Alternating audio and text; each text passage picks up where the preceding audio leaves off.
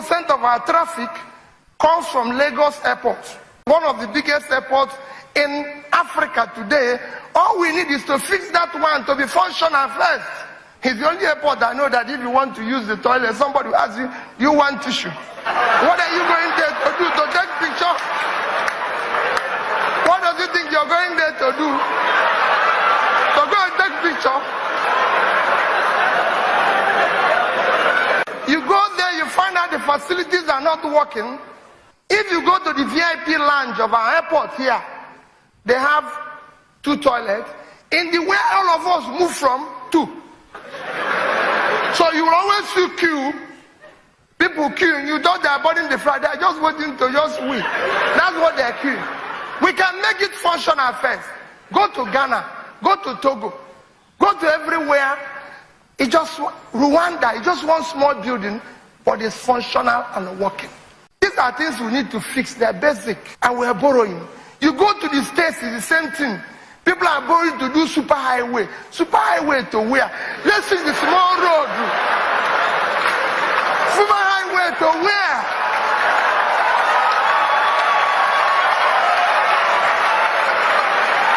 When we are saying that we don't have road to, we don't have small rural roads to reach to their village. That's what we need. If we can get that, that is enough. For the meantime, but they are borrowing. While I cannot claim to be professor of economics, and most people who are speaking today are professionals, I will speak as a trader.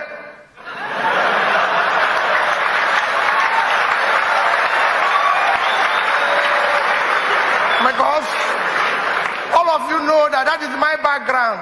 I came from the market. Any other thing you're hearing, whether in the bank or in government or in this, was by chance. My original business is trading from Onitsha market to Balogu market to anything. And that is where I remain.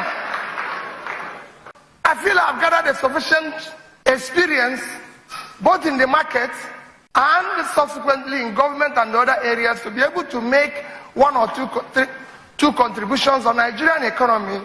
80% of companies that are collapsed in Nigeria were killed by government indebtedness. This is the only country where government, governor, local government chairman orders anything without any responsibility of paying for it. I have a governor who has since left and is doing very well.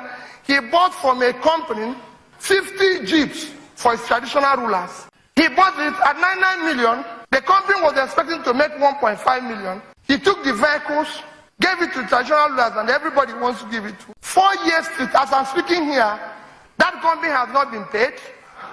They borrowed 300 million to do that job from a bank. Today they're at 25%. Today they've lost their profit. They've lost their capital injection. They are debt of 732 million as a result of that transaction. They've sacked over 200 of their workers, and the governor has received all manner of title from the traditional rulers, and I've been given all sorts of award as a good performer, and is looking for the next post. We did the same thing I told you about Leo Stan.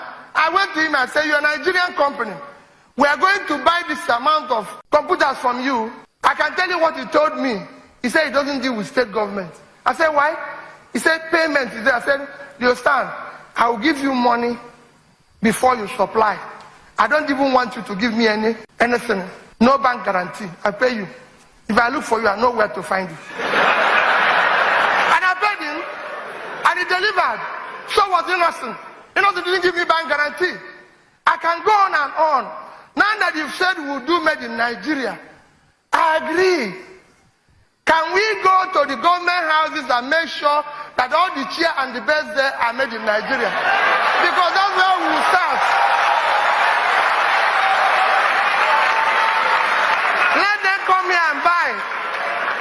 I was number one customer of palm while I was in government. Go and ask them in Kaduna. I was not their number one customer. Because I insist you must buy made in Nigeria. So I agree with all those things. But let us also pay them. I made a policy when I was in government that nobody should be owed more than 60 days while I was there. Go and ask, and I said to the platform here again, if any contract or supplier anybody who say that the day I left office, he was being owed for a matured certificate or payment that is due, come here, I will resign from politics. Never. Because it's people's money. You must support them. You people don't know, Nigeria is a signatory which says that if they don't provide you water, you can sue Nigeria. But that is, don't sue them, please. Because they will not sue them.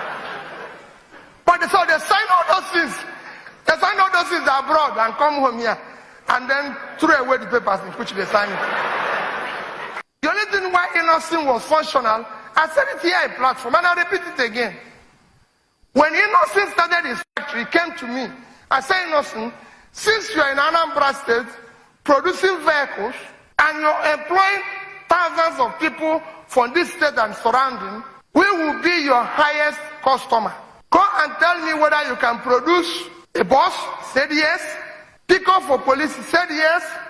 I said, how about G's for traditional rulers? Said yes. I said, since you can do them, Innocent, I'm going to give you an order. He's there, he will tell you. I gave him an order for 1,000 vehicles at 5 billion, and I paid him everything at least 180 days before delivery. I said, come, we'll give you money because we need you to be here. We paid everything up front. I told you before that when I was buying it, oh, the chiefs, everybody said they won't use it. They said the kids won't use it. They said nobody has tested it. But if it fell break, if you do, say, don't worry. We will not bother. No matter the number of people he killed, the ones who remain in Anambra. But we're going to buy the vehicle. That's how we bought the vehicle. As I speak to you today, not one of those vehicles has had a problem. The treasurers are losing it. Everybody is using it.